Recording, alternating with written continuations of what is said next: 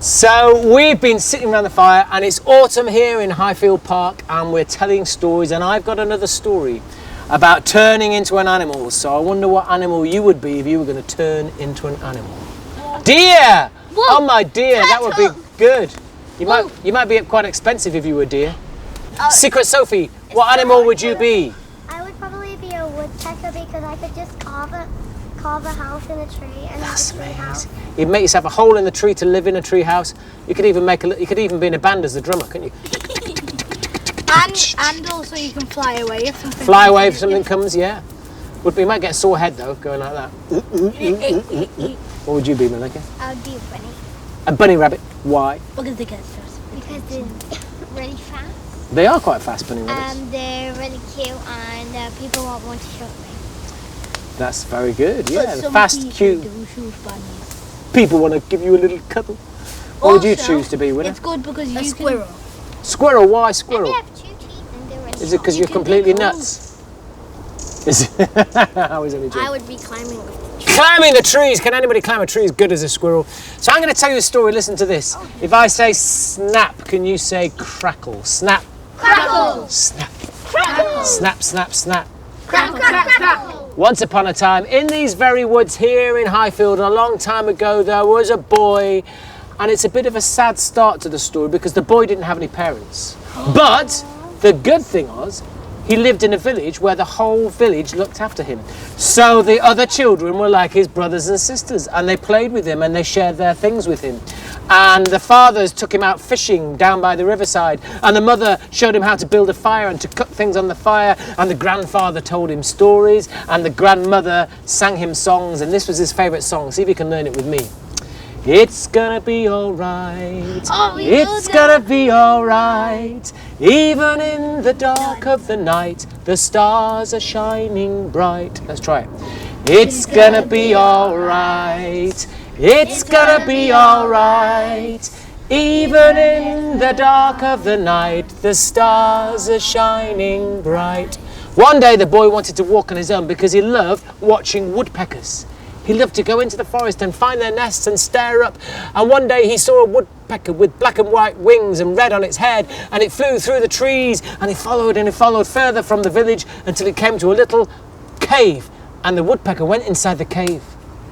And he followed, he just managed to squeeze inside the cave, and inside the cave there was a fire.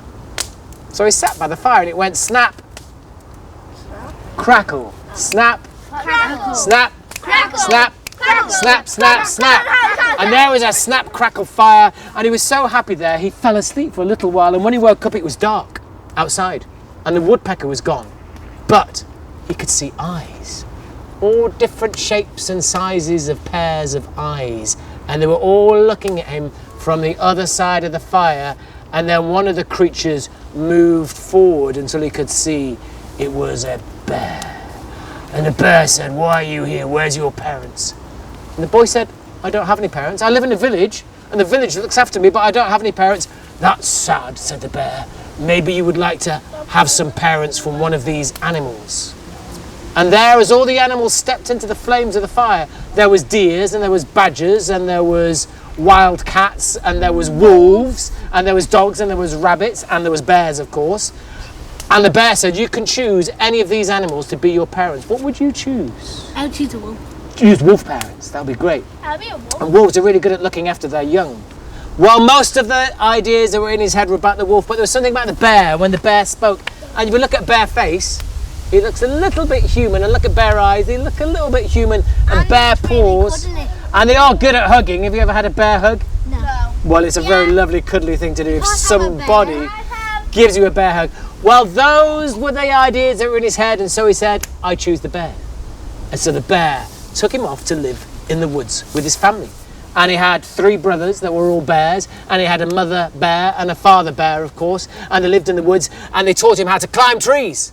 They taught him how to catch fish, salmon from the river. They taught him how to gather berries in the autumn time. They taught him how to live. And one day when he was wrestling with his bear brothers, one of the bears just scratched his skin with their claws, only gently, but when they scratched his skin, a bit like we were watching the bark peel off the tree, his skin peeled off, and underneath he had fur, bear fur. And one day when he was running after the other bears, he started to run down on all fours like a bear. He started to move like a bear. And one day when he went down to the river to fish, he looked and there he saw Himself. a bear face. And it was him. He turned into a bear and he loved it because he was strong and he could smell things in the forest that he couldn't smell when he was a... Is that you? When he was a human, and he loved being a bear and he loved his brothers. But one day he heard a snap of a twig. Snap! Snap! Crackle. Snap! Crackle. And he looked up and there, with a long pointed muzzle of a gun, was a hunter. And he was pointing his gun at one of his bear brothers. And he saw the hunter move his finger onto the trigger. Stop! He said. And he jumped up. And the hunter, he saw a bear. But the bear was speaking English. Stop, he said. This is my brother. Don't kill this bear. And the hunter looked into the face of the bear like I'm looking into the face of Riley. And he saw not a bear, but a boy. This is the boy that lived in the village. He's been missing for years. Why don't you come back to the village? Everybody loves you. Everybody wants to see you again. Come back to the village. Oh, we didn't know what to do.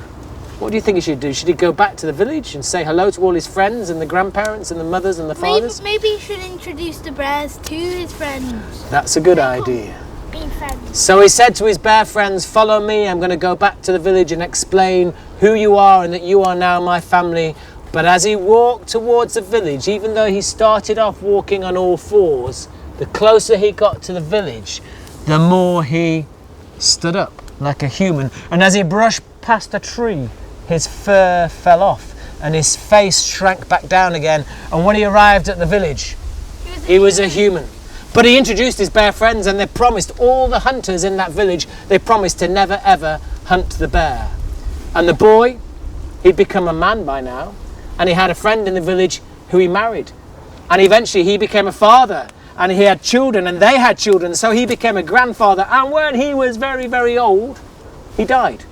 And they buried him in the woods, which is where he liked to be. But the great spirit who lives and looks down upon everything, he lifted up the spirit of that boy and he put him up into the sky and he turned him into a star constellation called the Little Bear. So that is the story of a boy who became a bear, who became a man, who became a bear. Can you say that with me? A boy who became a bear, who became a man, who became a bear. And that's the end of Pull My Beard, the story's disappeared. 3, 2, 1. Now the story's gone. Try that one. 3, 2, 1. Now the story's gone.